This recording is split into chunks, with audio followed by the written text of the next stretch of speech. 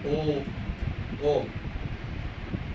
ଆଜିର ଗୋଟେ ପବିତ୍ର ଦିବସ ଶିବଶଙ୍କର ବେହେରା ଯେ ଆମର ଜଣେ ଜଣାଶୁଣା ସମାଜସେବୀ ହାଉସିଂ ବୋର୍ଡ଼ ଭୁବନେଶ୍ୱରରେ ମୁଁ ତାଙ୍କ ଗୃହରେ ଆଜି ମୋର ନିମନ୍ତ୍ରଣ କ୍ରମେ ଆସିଛି। ଆମର ବନ୍ଧୁ କିଛି ଲୋକ ଆସିଛନ୍ତି ବହୁତ ଯେଉଁମାନେ କି ସେମାନେ ସେଫ୍ ସପ୍ ଗୋଟେ ସଂଗଠନ। ସେଫ୍ ସପ୍ରେ ଆପଣମାନେ ମାର୍କେଟିଂ କରିପାରିବେ, ଏଥିରେ ରୋଜଗାର ବି କରିପାରିବେ। କିନ୍ତୁ ପ୍ରଥମ ଜିନିଷ ଏଇଟା ରୋଜଗାର ନୁହେଁ, ଆଜିକାଲି ଯେଉଁ ସମାଜରେ କଳୁଷିତ ହେଲାଣି, ଆମେ ଗୋଟେ ଆଦର୍ଶ ସୁସ୍ଥ ସମାଜ ଗଠନ କରିବା ପାଇଁ ପ୍ରଥମ ପର୍ଯ୍ୟାୟରେ ଆମେମାନେ ଭାଗବତ ଗୀତା ପଢ଼ୁଛେ। ଜନ୍ମ ବେଳେ ମୃତ୍ୟୁ ବେଳେ ସେ ଭାଗବତ ଗୀତା ହିଁ ସହଜର। ତେଣୁ ଆମେ ଗୋଟେ ସମସ୍ତେ ପଢ଼ିବାକୁ ସମୟ ନାହିଁ, କିନ୍ତୁ ଶୁଣିବାକୁ ସମୟ ଅଛି। ଆମେ এই ডিজিটাল ভাগবত গীতা বিষয়ে ମୁଁ ଆପଣଙ୍କୁ କହୁଛି। ବର୍ତ୍ତମାନ ଡେମୋ ଦେଖାଉଛି, ଏଇଟା ଗୋଟେ ଗୋଟେ ପ୍ରୟୋଗ କରିବେ। ଦେଖନ୍ତୁ, ମୁଁ ଗୋଟେ ଡେମୋ ଦେଖାଇ ଦେଉଛି କିଭଳି ଭାବରେ ହେଉଛି। ଆପଣ ଦେଖନ୍ତୁ, এই ଗୀତା ମୁଁ ଆରମ୍ଭ କଲି।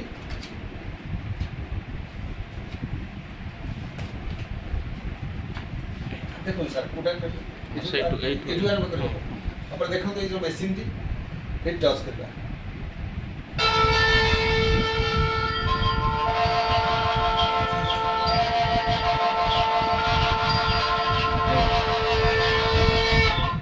তারপরে নেক্সট দেখন্তু, এটা টচ করে দেব।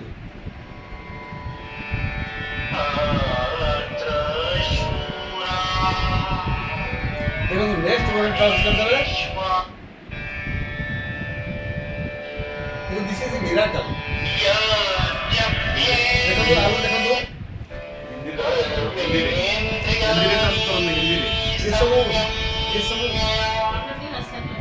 এসব তিনটি নটা রাস্তা।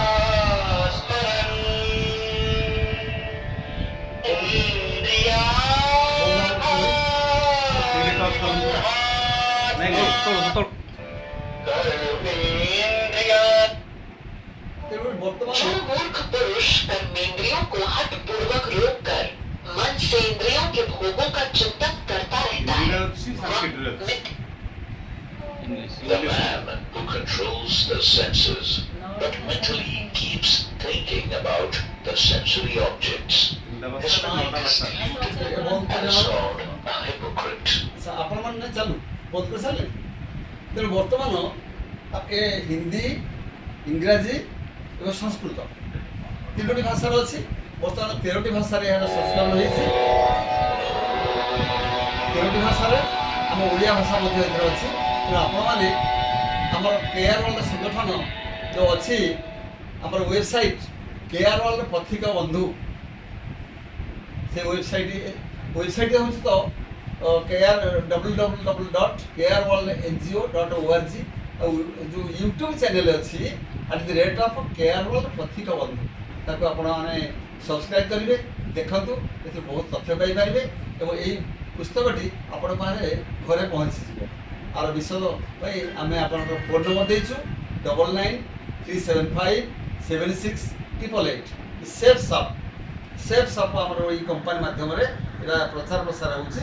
ଆପଣମାନଙ୍କୁ ଏହାର ସୁଯୋଗ ନେବା ପାଇଁ ଆଦର୍ଶ ସୁସ୍ଥ ସମାଜ ଗଠନରେ ଆପଣ ସହଯୋଗୀ ହୁଅନ୍ତୁ। ଏତିକି, ନମସ୍କାର।